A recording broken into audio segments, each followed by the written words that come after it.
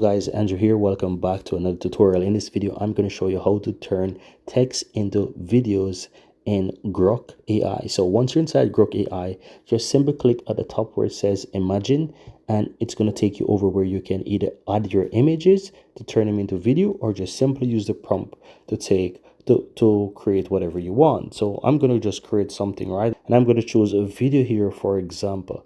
So let's say I want to say Ibiza, for example.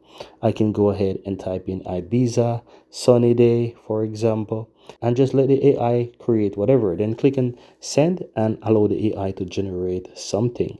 So it will take a couple of seconds to do. As you can see, it's very fast as well.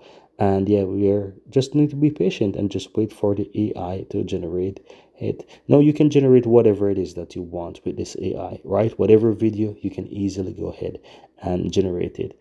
And if you also have your own pictures, you can also do it. Well, look at that.